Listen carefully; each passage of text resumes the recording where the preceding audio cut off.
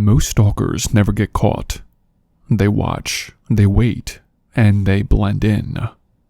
Sometimes it's someone you know. Other times it's a total stranger who has been following you for weeks. These are 3 true stories of people who realized, too late, that they were being watched.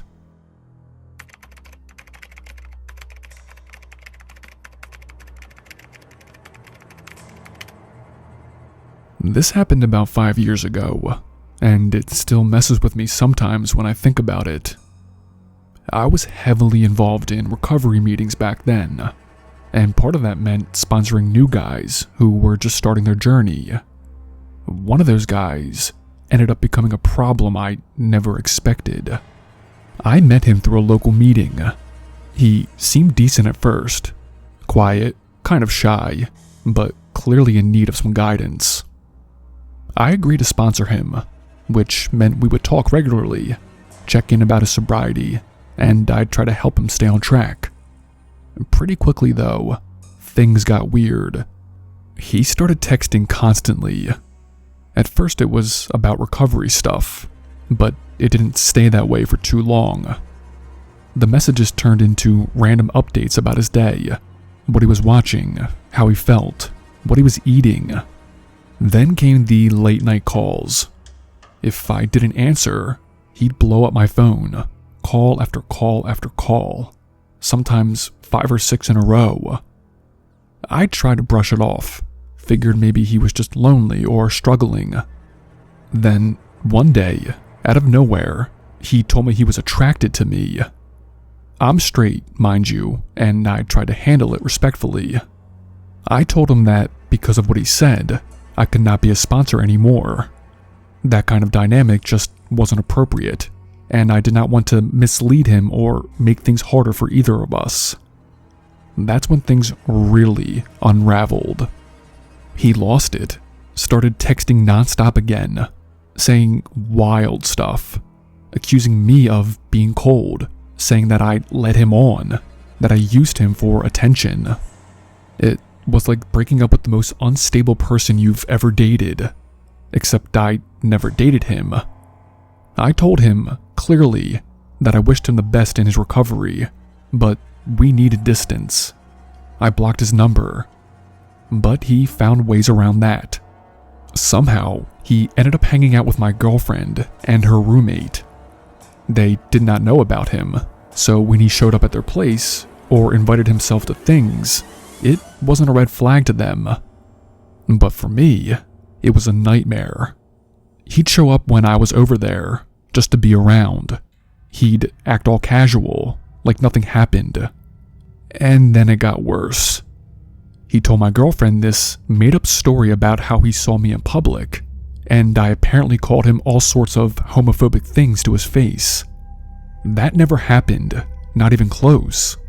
But she did not know any better at the time, and she asked me about it. She looked at me like I was someone she didn't know. That part hit hard. I had to sit her down and explain everything. Show her some old messages, explain the whole sponsor situation, the blocking, all of it. She believed me, thankfully. She even asked her roommate to keep some distance from him. But that did not fully stop him from showing up. He kept trying to apologize. He would corner me when I was walking out to my car, or he would pretend to bump into me and try to talk. He was always saying he just wanted to make peace, wanted me to unblock him, wanted to be friends again. I told him straight up, if he really wanted to do right by me, he needed to stay away. That was it, just stay away. And for a few months, it worked. My girlfriend and I moved into a new place together, and I did not see or hear from him. It finally felt like things were normal again. But then, one random Tuesday, I show up to work, and guess who's standing in the break room? I literally felt sick. Apparently, he applied for a job there and got hired. I did not even know he applied. I went straight to my boss and laid everything out. Told her the whole story, that I had a history with this guy, and I wasn't comfortable working around him. Thankfully, she understood. She said she'd try to schedule us for opposite shifts, keep us apart as much as possible. That didn't stop him, though. He tried to talk to me every chance he got. He even left a note on my windshield once that just said, "I miss being friends." I threw it away and never responded. I wasn't going to engage anymore. The guy was relentless, like he didn't understand boundaries at all. Eventually, he got fired. I'm not even sure why. I did not ask. I just remember showing up one day, and he wasn't there. Someone said he left for some kind of treatment program out of state. I haven't seen him since, and I hope I never do. I've dealt with a lot of strange people in recovery circles. Some unstable, some just lost. But this was different. It wasn't just uncomfortable, it was invasive. I don't think he ever meant to physically harm me, but I also think if I had engaged him more, or given him an inch, it would have gotten even worse. I learned 2 things from that whole situation. Don't ignore red flags, and don't be afraid to cut people off if they're crossing boundaries, even if you're trying to help them, especially then.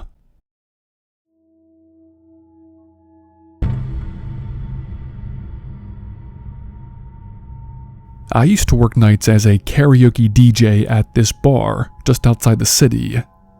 It wasn't glamorous, but it paid well enough, and I liked the regulars. You get to know all kinds of people in that job.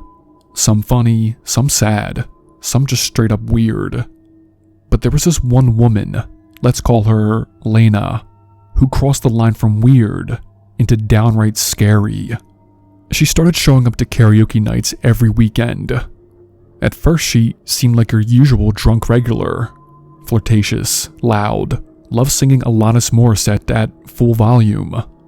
I would see her dancing by herself, or getting a little too handsy with whoever was brave enough to be near her.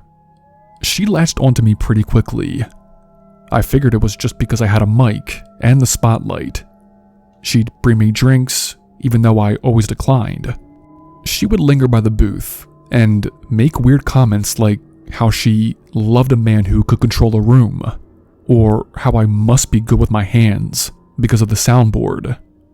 It was uncomfortable, but I tried to play it off. I didn't want to embarrass her or cause drama at work.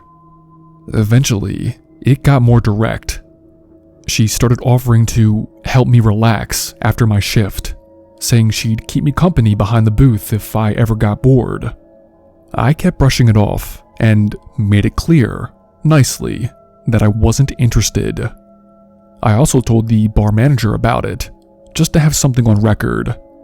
He basically just shrugged and said, "Welcome to the nightlife, man."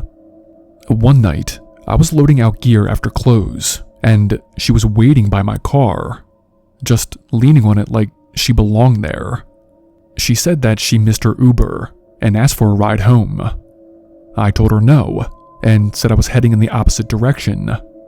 She laughed like I made some kind of joke. I told her again, firm this time, and she got weirdly quiet. Just stared at me for a few seconds, then walked off without saying anything. I watched her in the rearview mirror until she turned a corner and vanished. That was 2 weekends before the night I came home and found her in my apartment. It was around 3:15 a.m. I was tired, hungry, and just wanted to eat something and pass out. I unlocked the door, stepped inside, and there she was, sitting on my couch. But the thing was, she was completely naked, legs crossed, holding a kitchen knife in her lap like it was nothing. My brain couldn't even process it at first. I just stood there staring. She smiled like I just walked into a surprise party. "I've been waiting," she said, like it was the most normal thing in the world.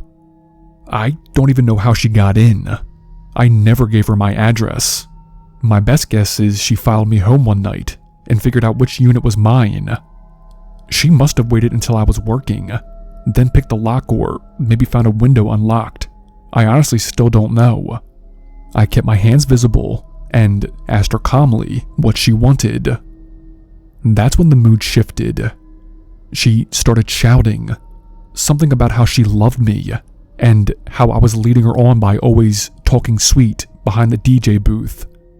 She said if I wouldn't let her in emotionally, then she'd have to make a choice. Either she would use the knife on me or on herself. I was frozen. She was between me and the door. I thought about running, but any sudden movement felt like it might set her off. Luckily, I had a neighbor, Catherine, who always complained about noise, and the walls in that apartment were paper thin.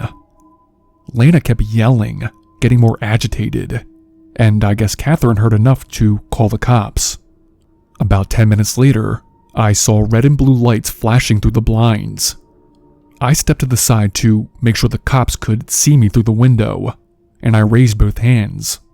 When they knocked, Lena flinched but did not move toward me. I slowly opened the door, and they pulled her out without incident. She did not even fight them, just cried and mumbled something about how they didn't understand. I filed a police report that night.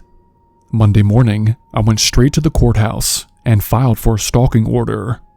I got it granted that day. I also spoke with the bar's owner, different from the manager, and made it clear that if she was ever let in again while I was working, I'd walk away. Thankfully, he agreed and had her banned. Still though, I couldn't shake the feeling. I kept imagining her waiting inside when I got home. So I moved out the next month. I found a place across town and did not tell anyone from the bar where I was going. I still don't know how she found out where I lived. That thought keeps me up some nights. Funny thing is, I used to hate that apartment. Creaky floors, thin walls, weird smell in the hallway. But after that night, I've never been so grateful for nosy neighbors and bad insulation.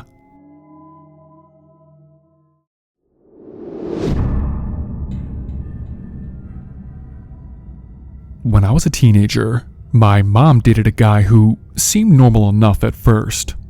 He was charming, kind of funny in a dry way, and worked in auto sales. But within a few months, he started getting controlling. He'd show up unannounced, question who'd she been with, read her text over her shoulder. She broke up with him after he yelled at her in public one night, and that's when it got worse. At the time, I did not have my license, so I wasn't going anywhere on my own. But I noticed cars, new models, used ones, that did not belong to anyone in our neighborhood slowly cruising past our street more than once. One time, the same white pickup looped around our block 3 times in a single hour. That by itself might not raise alarms, but we would catch that same pickup parked across the street days later, and then again in the grocery store lot when we were inside. Now, the guy had friends in the car business. He worked at a dealership and knew how to borrow different vehicles, so it was never the same car twice in a row. But the pattern was there. Then the weird conversation started happening. My mom would go visit her sister, who lived 2 towns over, and a neighbor would casually ask, "Hey, how was Diane's place?" Or I would go to a party, and someone I barely knew would say something like, "Heard you were dancing up a storm Saturday night." None of these were people we told. Well, it turns out, the ex had been cozying up to people in our town, acting like an old friend, asking harmless questions, making them think they were helping out with something positive. They'd tell him anything.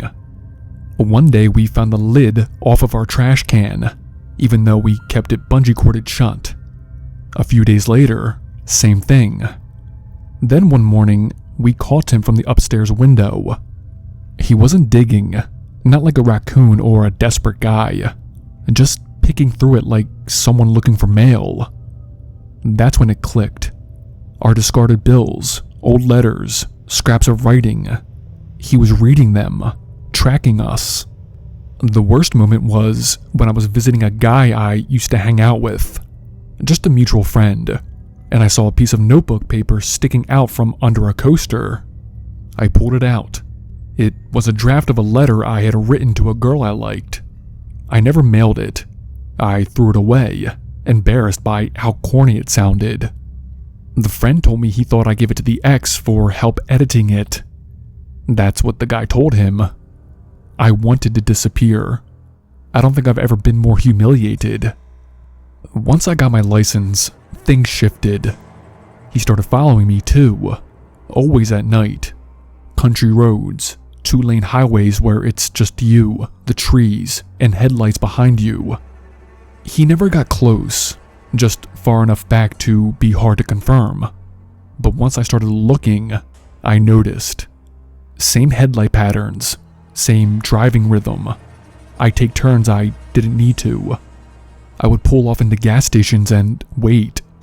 Sometimes the car would drive past and disappear.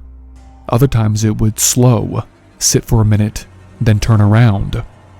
Through college, I'd come back to visit home, and friends would already know what I'd done the weekend before, where I went, who I was with.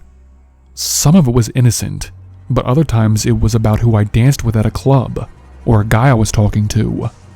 I'm bisexual, and in a small town, that doesn't go unnoticed. He'd spread rumors, hinting at things I haven't even done. And once the rumors started, they never stopped. The police weren't much help at the time. Without a direct confirmation or evidence, there wasn't much they could do. He never laid a hand on me, never made a threat I could prove. He just hovered around our lives, around our relationships, quiet but constant. And since some of what he did was technically legal, like talking to neighbors or asking casual questions, it was hard to fight.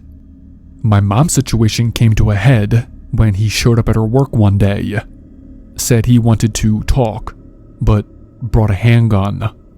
He never pulled it, but someone saw it and called the police. Thankfully, part of our family is in law enforcement. They responded fast and made it clear he was done showing up anywhere near her. He backed off after that. For her, not for me. He kept his distance, but the damage was done. I became intensely private. I don't tell people where I'm going. I don't post online. I literally shed every piece of paper that has my name on it, cross-cut, then I scatter it in with food waste. I don't throw away drafts of anything. I don't trust easily. I can't relax in public. I don't like sitting with my back to a door. He passed away last year. It sounds awful to say, but when I heard the news, I finally exhaled. First time since I was 15 that I felt like I wasn't being watched. That kind of thing sticks with you. It gets into how you live your life. If you're reading this and you've got a gut feeling about someone, you feel watched, followed, whatever, listen to it. Don't go home if you think someone's tailing you. Don't ignore your instincts. And never assume you're being paranoid. You're probably not.